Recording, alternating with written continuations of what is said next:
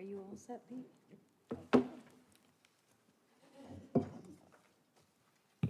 All right, good evening, everyone. I'd like to call the meeting to order at 7:05. Please stand for the Pledge of Allegiance. I pledge allegiance to the flag of the United States of America and to the republic for which it stands, one nation, under God, indivisible, with liberty and justice for all.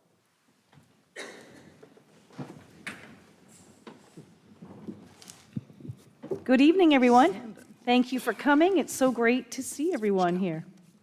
Okay, let's see. We are going to go right into our showcase. And so with that, I'm going to have Dr. Cummings do some introductions. Terrific. Thank you so much. So we are very excited to highlight our sports medicine program. And so let me invite up Anthony and Lauren. Yes. And so Anthony and Lauren are here to talk a little bit about the program, and they are two of our primary instructors. Lauren is actually my student. Yes. She was the first one in the CTE program. And you got to turn the button on just so we can, all the people watching at home. Can you hear me? No. Now we can. Good. Okay. Yeah, thank you. So my name's Anthony Assel. This is Lauren, my first CTE student that enrolled in the program. Doing great. Kate was supposed to join us today, but she got stuck at football practice and the girls' volleyball game. So her name is on the slides, but she is not able to join us tonight. She is helping out with our program, doing a great job. She's the big professional in the athletic training field, where I get a lot of help from her in that sense, and she's been in our classroom already helping us too. So today we're going to just talk about what we've done so far. It's brand new. The program's only been running for 6 weeks, but I've spent and Kate has spent a lot more time than 6 weeks on this. So we're excited to see what has happened so far, to see students like Lauren exceeding already and learning from so many different professionals. Oh, well, this first picture is from our trip to URI, which we'll touch on a little bit later, as well with some more pictures. So the first quarter of our class, I've invited 15 professionals from the sports medicine field to come be guest speakers in our classroom. The students hear about a 20-minute presentation from the speakers, then they do a reflection after to kind of learn directly from them what they might go into as far as a career path goes. It has been great. I've been getting people from URI, industry partners like Dave Pizzullo, who is going to be working with our CTE students, in particular with internships and work-based learning opportunities. I even gave a presentation on PE. My brother gave a presentation as a personal trainer. So all the way from athletic training and physical education through orthopedic therapists, the sports psychologist over at URI has been a great experience for our students to learn from, and me to hear from those professionals as well. This is the field trip that I took our students on September 23rd. I invited all 51. We got about 35 students to come, which was a pretty good turnout in my opinion. We were able to get a tour of their new athletic training facilities. We got to go to Keeney Gym. We got to go to Boss Arena, as you can see on there. We saw their brand new weight room and their new basketball training facility. I'm a huge URI basketball fan, so I was fanboying during that as well. They got a taping demonstration, as you can see Marshall in the top right there, and we also got to go watch football practice at URI, and I thought it was really cool. The head coach came over and talked to our students for a little bit, asked them who was into football. All of our football players got really excited for that, and all in all, it was about a 3-hour event, so it was really good. And then this is another picture of one of our freshmen in the program getting her ankle taped. This is the head athletic trainer over at URI, and he gave a really cool taping demonstration on ankles, hands, and wrists to our students. The rest of the year, we have a lot of fun things planned as well. After all of the guest speakers are done, our students will be creating a project on which career path fits them the most based on those sports medicine fields. They'll be getting into the weight room and learning different ways to keep their bodies healthy through training, whether it is flexibility and mobility or strength training and athletics. We're going to be learning movement patterns of the body, basic injury interventions, And then my goal is to get a lot of CTE-specific field trips. I have 12 in the CTE program right now. It is kind of hard to bring 51 to a PT facility, so I would be liking to take those 12 to those PT facilities around the state to get some interest there. Yesterday, I had a phone call with someone who is building a brand new physical therapy place called Achilles Physical Therapy on Boston Neck Road. He is also going to be working with our golf team, which I'm the golf assistant coach at the school, if you didn't know. And we will be doing some activities with them, whether it is golf simulators with our CTE students or shadowing opportunities at his facility. So all in all, I have Kate, who's going to be getting internships, our athletic trainer, Dave Pizzullo over at University Orthopedics as an industry partner, and now we're hoping to get him as a solidified industry partner as well. So although it is brand new, only 6 weeks into the program now, we do have a lot of great stuff going, and I am very excited about it. So at this point, open up to questions. I have a question. So this was great. I really appreciate the very, high-level overview, and I think it's great that you already went to URI and had a really cool experience that day. So my question is, so for students who are brand new to the program, you've got kind of like a high-level overview of the year, but what are the actual classes that they would take, like in their first year? Is it like one class in the fall, one class in the spring? It's a full year class. Okay. So they're taking it the entire year. Right now, I have 2 sections of it. One has 26 kids in it, one has 25 in it. So although we only have 12 CTEs, it has been very popular in the school, thankfully. So they're getting the same stuff. And we're trying to keep it to a basic level for this intro course. As the years go on, we have 3 other courses the students will be taking where we're get into a lot more specific things. Awesome. Thank you. Absolutely. So Lauren, what's something that you've learned that you don't know, that you didn't know before?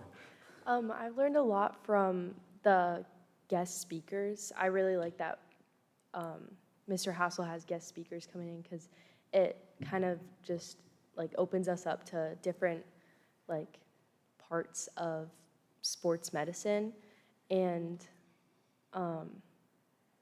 I pretty much learned how I want to be a like athletic trainer, and I was really interested in the URI field trip because we got to learn how to tape. So I think that was the most interesting thing I've learned.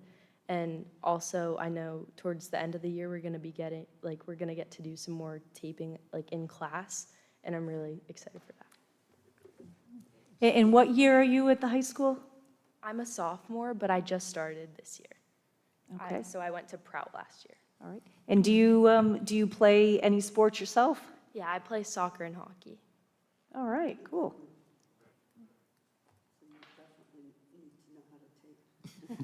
Game-winning save the other night. When will the internships be done? Will that be part of the school year or in the summer? It'll be part of the school year. Part of the school year?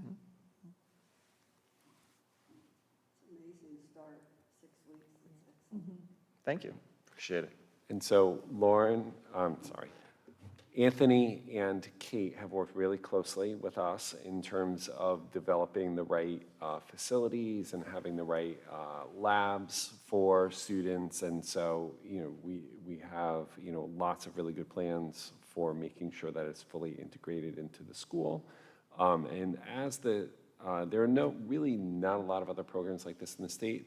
It's unique, right? And so, we are really thinking hard about what the experiential piece looks like as students develop through that second and third year.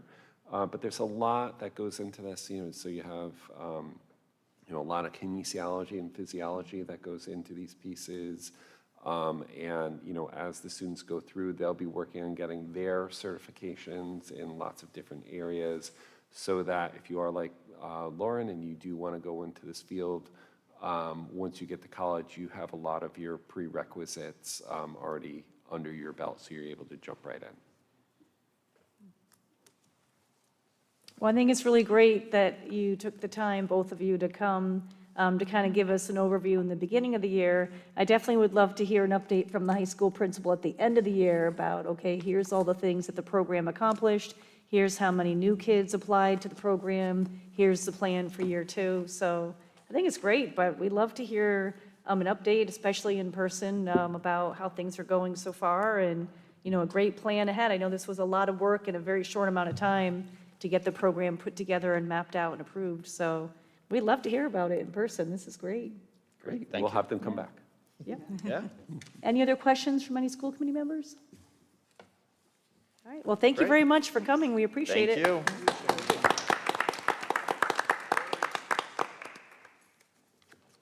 Okay, so we are moving on. First, is there a motion to seal the executive session minutes from tonight? So moved. Second. All in favor? Aye. Aye.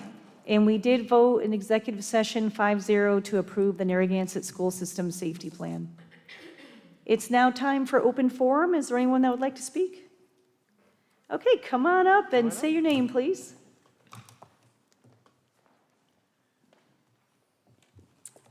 Hi, my name is Kayla Owens. My name is Matt Trudeau.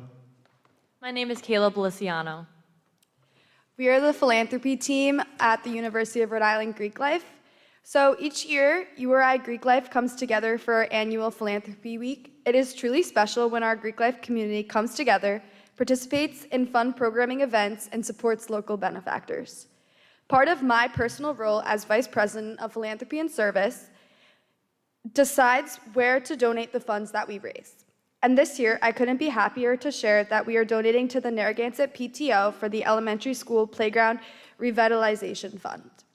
It's so important for us to give back to our local community because Narragansett is our home while we are at URI. Supporting the people around us allows us to make a lasting impact and build strong connections between students and residents.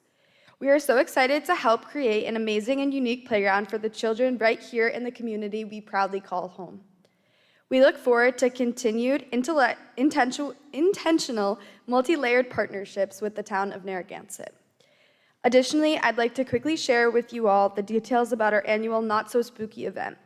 This Sunday, October 19th, bring your children to URI for an afternoon of Halloween fun around Fraternity Circle. We will have a haunted house, costume contest, face painting, and more. It will take place from 2 to 5 p.m., and we hope to see you there. All are welcome, so please share the information widely. Thank you.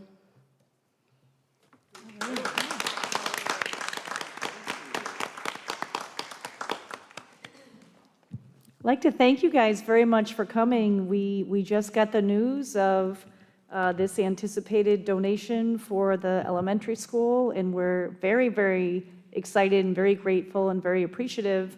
And, you know, anytime that there's any type of partnership with URI, we are thrilled to do that. And shout out, 30 years ago, I was at URI in my sorority, and I met my husband at his fraternity at a gathering, and we've been married 30 years after meeting through a Greek event at URI. So thank you guys for coming. We're very excited, and we love any partnership with URI.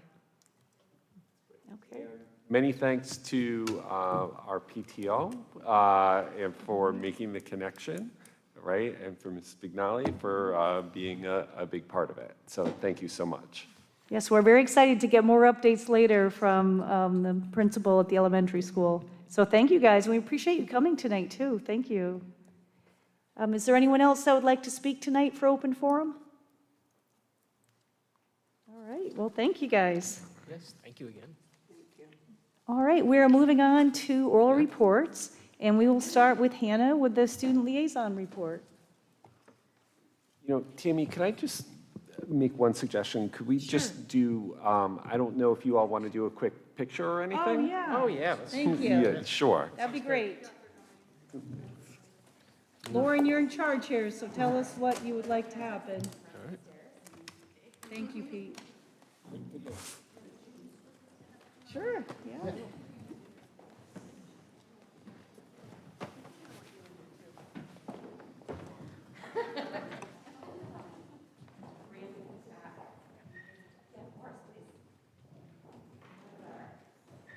You guys look great.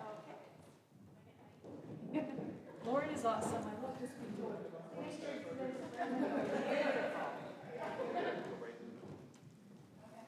I can move over too. David, perfect.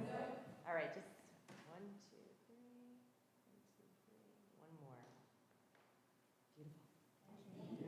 so good. Thank you so much for doing that. Thank you.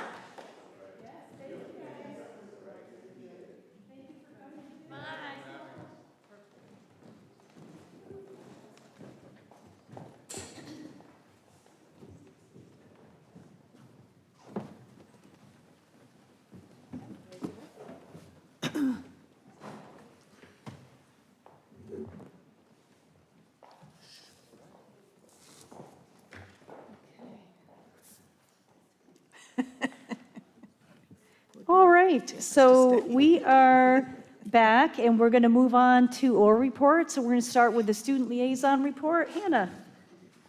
Good evening. October has been a busy and exciting month at the high school. Last week, we celebrated Spirit Week, which brought lots of energy and school pride throughout the building. Each day had fun themes such as Red and White Day, Decades Day, Sports Day, and Class T-shirt Day, and student participation was very high. The week ended with a senior breakfast and movie, with food generously donated by Boone Street Market, followed by a school-wide field day with a variety of games and each grade competing against each other. The Friday of Spirit Week is always a great opportunity for students to bond and have fun while showing off their school spirit. Moving on, today was PSAT Day.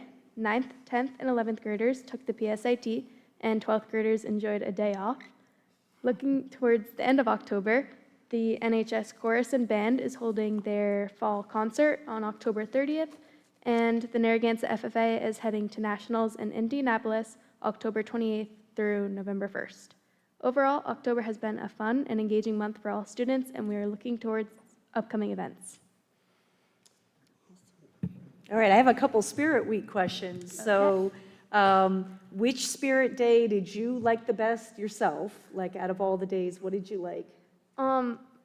My favorite outfit that I dressed up in was Costume Day. I don't know if you're familiar with the movie Step Brothers, but my twin sister and I dressed up as Step Brothers. It was great. That's pretty funny. Yes. Nice. And then for the class T-shirt, what did the seniors have? Like, what color? What did you guys have? It was a black T-shirt, and our theme was carnival, so we had like circus tents and fireworks and stuff like that. And seniors get to have a nickname on the back of their shirts, so everybody enjoys that. That's cool. That's fun. How about the movie? What movie did you guys watch? We watched, what's it called? What's that movie called? With all the animals. Like a Jumanji or a comedy or? Madagascar. Madagascar, yes. Oh, okay. Madagascar 3, Oh, all 'cause right. that one's involved with the circus. Thank you. Nice. I blanked. And you survived the PSAT today, okay? I'm a senior, I didn't have to take it. Oh, I got the right. day Day off off, today. yeah. So that was Yeah. great. Okay, no wonder you look so happy down there. All right, well, that's great. Any questions from any school committee members? All right, thanks, Hannah. Okay, does any school committee member have a report to give? Diane? Yeah, it's not a report, but I just want to say a thank you to the Narragansett Police Department for putting the electronic sign on Point Judith Road, reminding drivers that they need to stop on both sides of the road when a school bus is stopped picking up or letting off our students. I drive that road several times a day, and sometimes when the buses are there, and one day last week, somebody just went flying right by the bus, but our driver gave them a good long honk on the horn to to remind them that they're supposed to stop. So much appreciated. And it's pretty early in the year. Does any other member have a report to give? CJ? Well, I went to the Recreation Advisory Board, and we were just talking about some upcoming events. One of them is the Pumpkin Festival that's at Kinney Bungalow that's coming up this Saturday. So you can actually do that from 12 to 4 and then head over to URI for theirs from 2 to 5. So you can get both of them in. That's a little more pumpkin-y for younger kids and a little more festival. And then you can go a little scarecrow-y and Halloween for the URI kids. And then, of course, we have the Fireman's Ball if anybody's, that's just for the town, celebrate the firemen on Friday night. Thank you. Any other members have a report to give? All right, thank you. All right, moving on, Dr. Cummings, Superintendent's report. Great. Well, the bulk of my report tonight, I'm going to pass off to Gail. But before I do pass it off to Gail, I do want to highlight that our open house for our high school is tomorrow night. So we're really excited about that. It will be from 5:30 to 7 at the high school. Visitors can tour our campus and meet our teachers and a bunch of our students, and they can get to know all of our CTE programs. And so people can explore that and clubs and activities and all the things that are there. So we do ask people, if possible, to register beforehand, but we do also take walk-ins. So if you didn't register, you can still come. While they are there, they can apply on site for next year. So if you do come and you like what you're seeing, you can come. And FFA students will be there with popcorn, cotton candy, all sorts of good FFA treats. So that's very exciting. We will also be accepting students for the first time into our Marine Professions program, which will be opening up this fall. And so we continue to design that program. We're excited about it. And that does go along with all of our other wonderful CTE programs. You saw tonight our sports medicine and computer science, education, plumbing. What am I missing, Lauren? Computer science, plumbing, education, digital media, and education. Yes, I think I mentioned that. Yes. So we've, if you think about how far we have come, really in the last 10 years, 10 years ago, we were just launching agri-science as a CTE, and now that program has really expanded.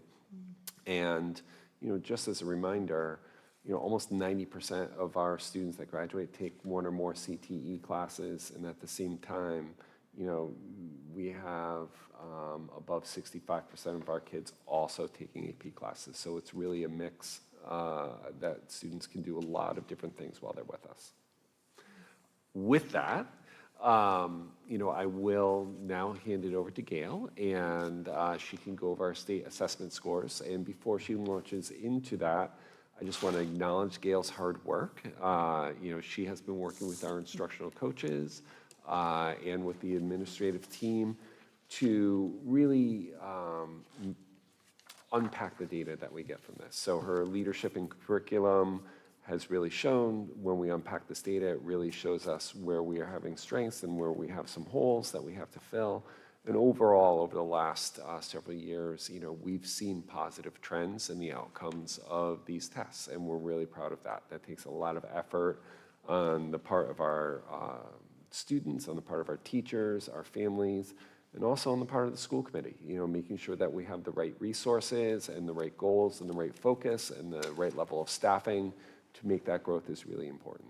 And so while there are some places where, we certainly want to continue to grow, there is a lot of good news in the report tonight. All right, good evening. I just wanted to start by saying how delighted I am to see Hannah sitting up there. I remember her as a preschool student, and it's just wonderful to see her as such a well-spoken young lady. So great to see you, Hannah.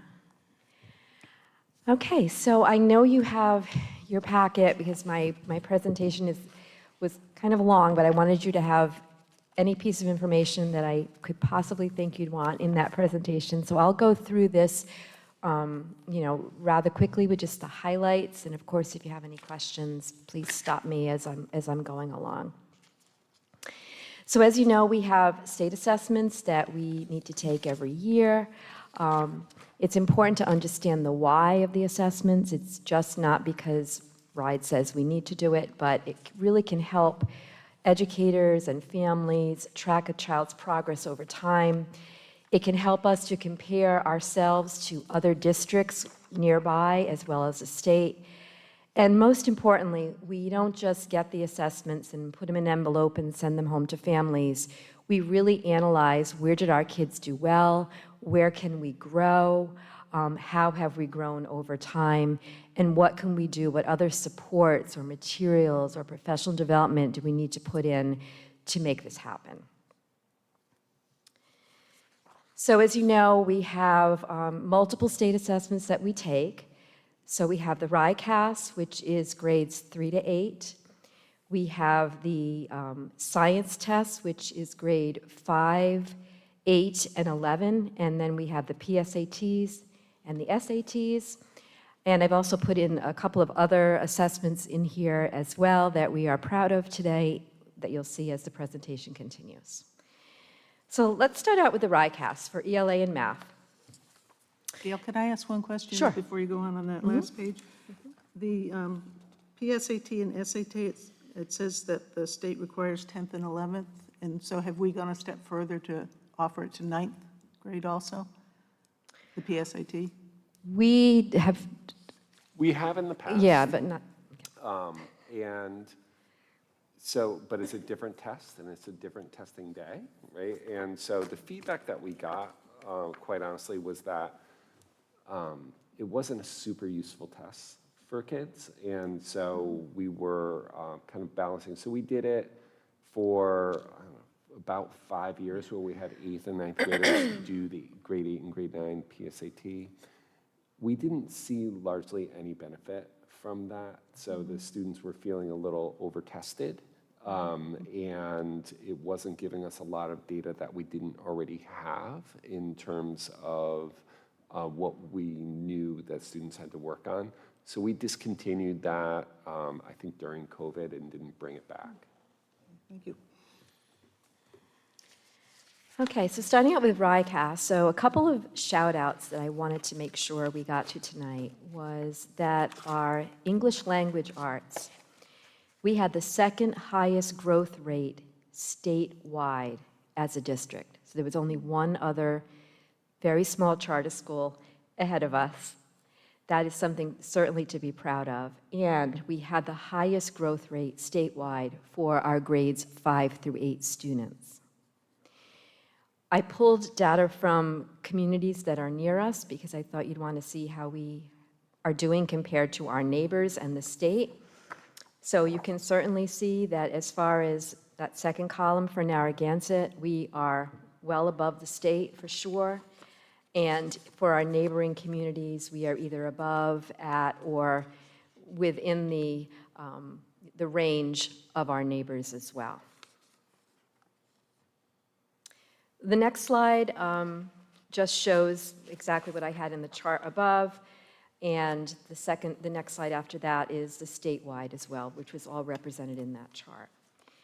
As far as math, something to point out is that our grade 4 was significantly higher than our state and neighboring districts. So once again, on that second column, when you see Narragansett, you can see how far above we were the state. And with our neighboring communities, we are either at or above or in the range with them as well. Science. So science is an interesting set of assessments. Statewide, our students Gail, are... can we back up just for 1 Yep. second? So are you going to do math after science? We just did math. Yes, I'm sorry. So This? I was looking at something on here. So one of the things that I really want to highlight around with math is this idea of how we've been really thinking differently about how we're teaching math. And so one of the things that, as a committee, you all really committed to several years ago was really improving our math scores over time, right? And so we have worked very hard. Gail has worked very hard with the coaches, and our teachers have done a truly amazing job around rethinking our approaches to math instruction. And so we're starting to see the outcomes of that over time, along with the math scores growing. If you think about where we were 3 years ago versus where we are today, we're continuing to see growth year over year. So we're very excited about that. And you can really see that at the end of the presentation where I have the additional materials, the cohort data, which I think the committee asked for last year. You can definitely see there how our growth has has improved throughout the years. So we ended up talking a little bit about science. So science is, the science scores statewide are not great. So if you look at this chart here, you can see that, the states in 5, 8, and 11, we're in the 30s, low 20s, 30% proficient. Narragansett above the state for sure. But it's definitely an area statewide that we all need to work on. And part of that is the adoption of high-quality curriculum materials. As you know, we have had high-quality materials in ELA and in math for multiple years, and we are seeing the benefits of not only those materials, but the coaching that has gone along with it, the professional development that has gone along with it, and the teachers being involved in the process of looking at those materials and saying, nothing that we buy is going to be 100% perfect, okay? The material is a resource, and we might see things that are missing that we need to add to. And that has shown to benefit the students in ELA and math. So our next area to work on is science. The middle school piloted Open SciEd last year, which is one of the approved high-quality curriculum materials, and decided to go with that. So now our middle school is using the high-quality instructional materials. As far as our middle school scores, we had a nice little bump in grade 5. I think that was due primarily to the hard work of the teachers, K-5 for sure. We were strategic about, in the elementary school, what units you absolutely have to get to because they don't get to them again in grade 5. And we were really strategic about making sure that our grade 5 students used the state interim assessment so they'd have practice on the test. And our grade 5 teacher is a fellow GEMSNet, a GEMSNet fellow, so he's been really involved in the process. So we had a nice little bump in grade 5. Grade 8, we think that little, grade 8, we think that some of the reason we didn't have a better bump there is because we did a little mini pilot last year, and sometimes when you do a new curriculum piece, you have a little bit of an implementation dip, especially because we were using Open SciEd and the FOSS kits last year. So there may have been a couple standards that weren't met during that weren't taught as explicitly as we'd like to. So we think we'll be able to clean that one up this year. As far as grade 11, that is where we're focusing a lot of our work this year. They are piloting Open SciEd in grade 11. There was a state grant that came out that we applied for and received, where we had 3 teachers trained in Open SciEd. The state paid for the training, the state paid for the kits, and for the subs. So we have 3 teachers who are come back and piloting a kit. We are also at the high school having our high school department chairs visit Barrington, who had some significantly higher scores, to see what they're doing differently. The state is not releasing interim assessments anymore. So in both the middle and the high school, we are using IXL, which has a science piece as well.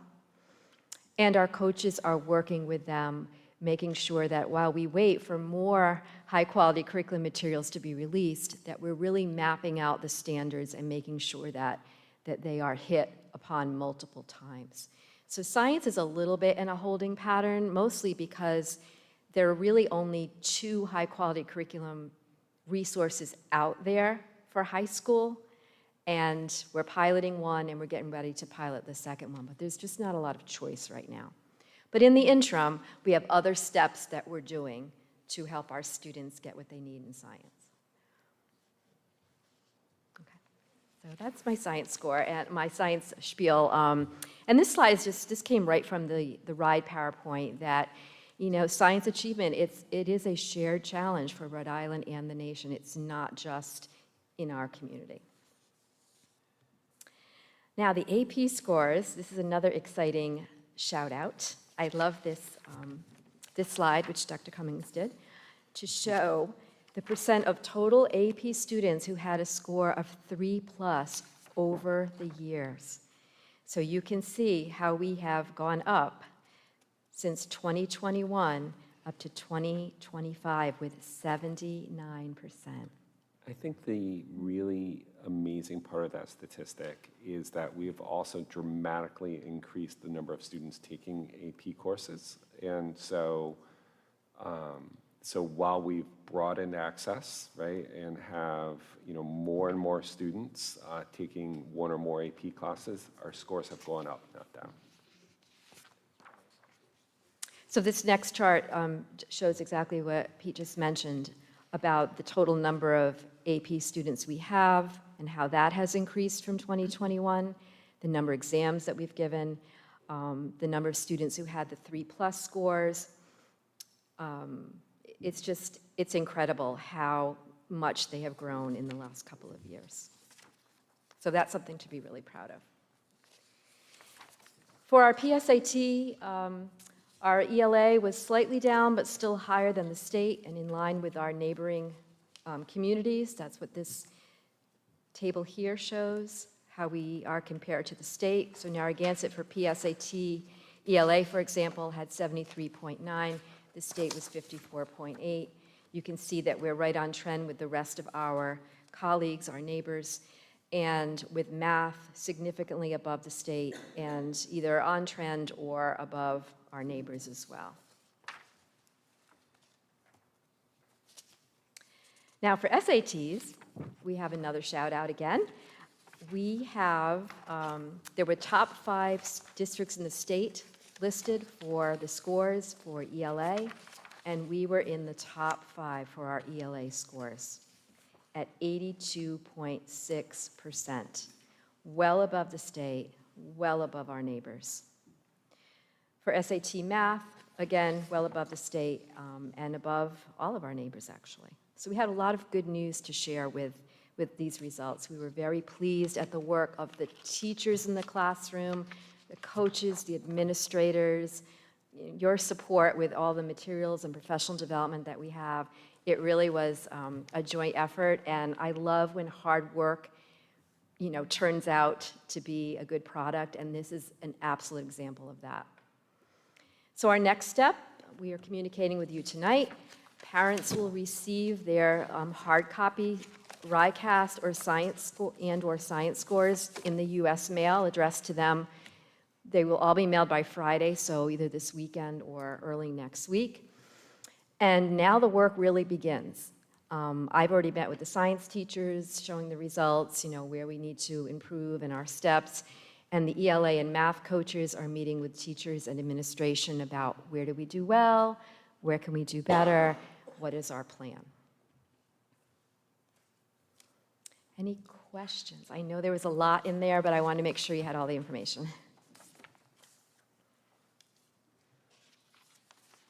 And I did include the cohort data for ELA, math, and science if you're interested at the end.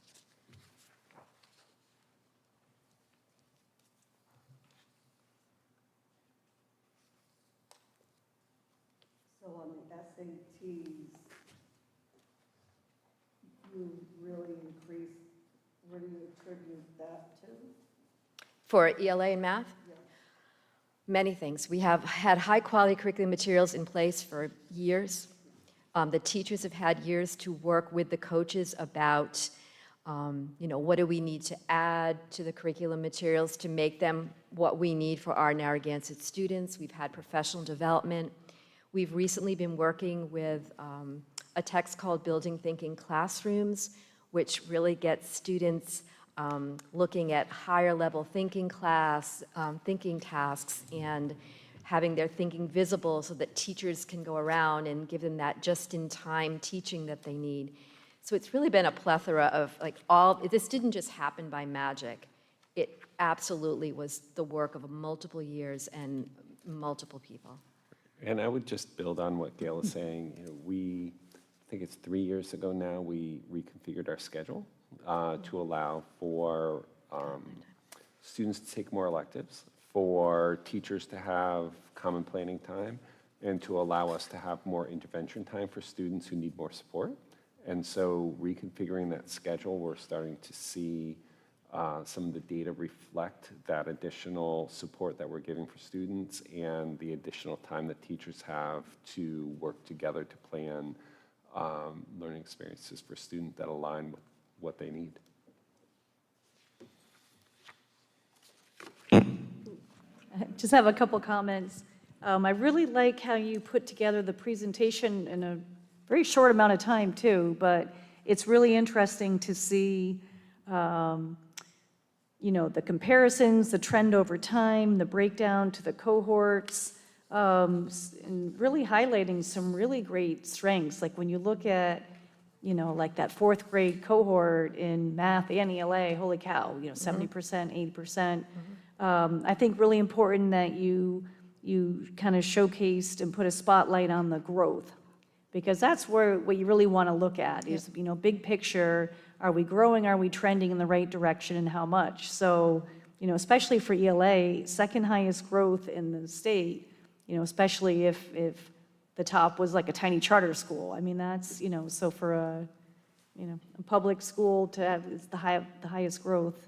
But it's great. It's really, seeing the trends over time are really important. And this was, very clear, really impressed by the work, from everything from admin down to the teachers, down to, how hard the kids are trying to kind of show what they know and give their best effort. And that's what's really important. And it's hard for, especially the kids in 5th and 8th grade that have to take, 6 days of testing. It's 2 days of math, 2 days of ELA, 2 days of science. That's a lot, all in a very condensed window in April and May. So I thought your presentation was great. So glad to hear we're trending in such a great direction. And so no questions, just really kind of excited to see the growth and to hear about the growth. Well, we were excited too. That's why we wanted to get this information to you as soon as possible. Great. One of the things we continue to look at, and this is true across the state, is the transition between between elementary school and middle school continues to be a challenge for students. And so we do see a dip in scores in those transition years, continuing to work with our teachers and our coaches around kind of unpacking that. Narragansett is not alone in that. That transition effect is well documented across the country.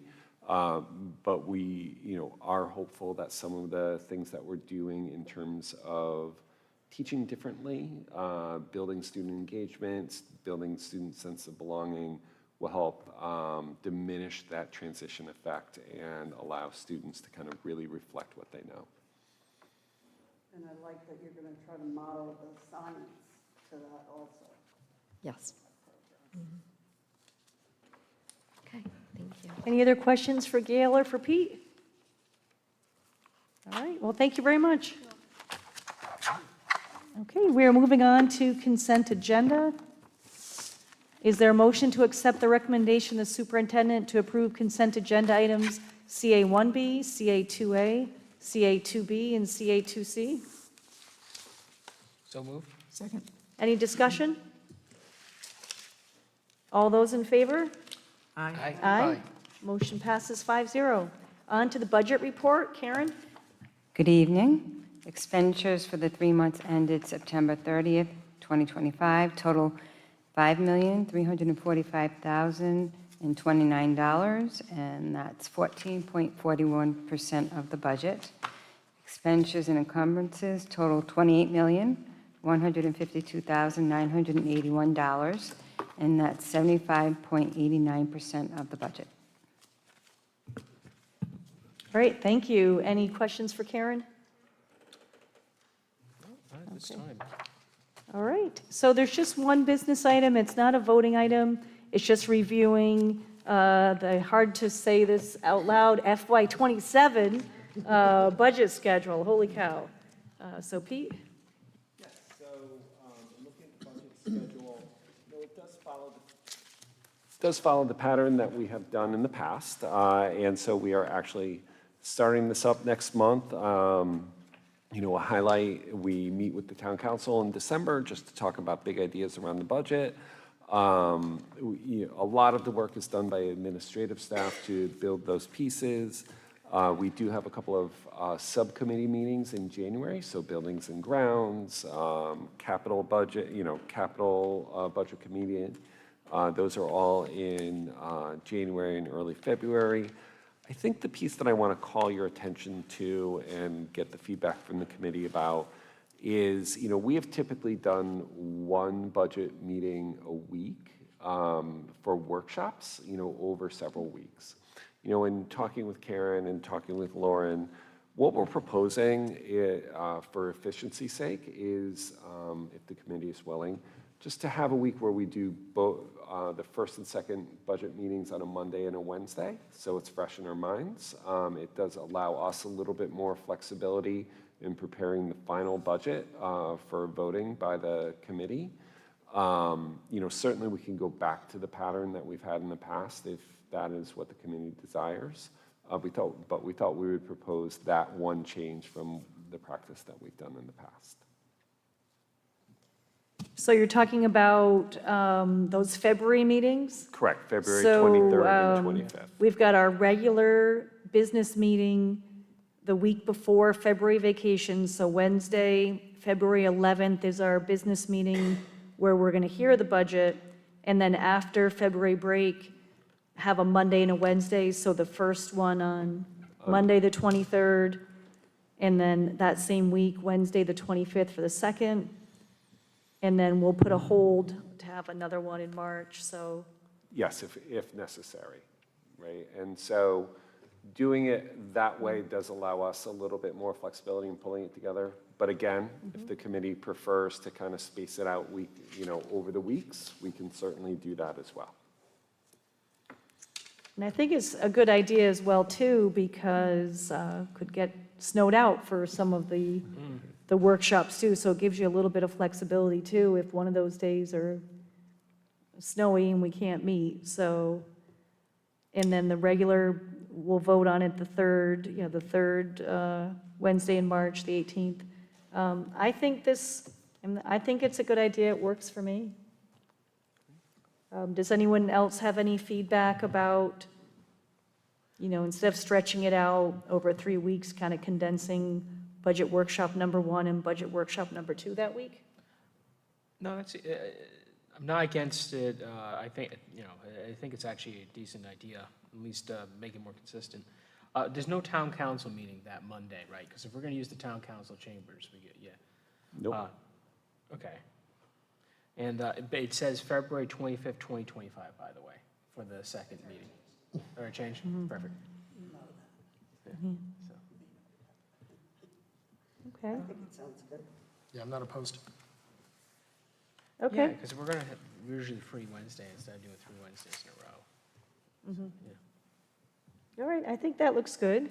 And then you'll let us know about that town council meeting, the very first one, December 15th, because they have to formally vote on that date, and they probably haven't voted on that yet because it's too early, right? So just tentative, it's a hold for now. Correct. Okay. I think it looks good. So it's no vote, but it sounds like we've got consensus that this calendar is going to work for people. And then, so those public meetings, we're going to have those down here. Yes, so over the last couple of years, what we have done is make those televised and accessible. And so we will have the workshops down here in the council chambers. They will be broadcast for people that are interested in the budget process. And typically, our first budget meeting has been school-based, right? And so that's the 3 school-based budgets as well as special services. And then the second day is typically more of the support services and district-wide services like maintenance and transportation and those types of budgets. Yeah, I think that'd be great to have them down here, and if possible, to have it televised. That's great. Okay. All right. Are there any communications that anyone wants to mention before we close? All right. We will be back here in November, November 19th at 7 o'clock for our November meeting. Is there a motion to adjourn at 7:55? So moved? Second. All those in favor?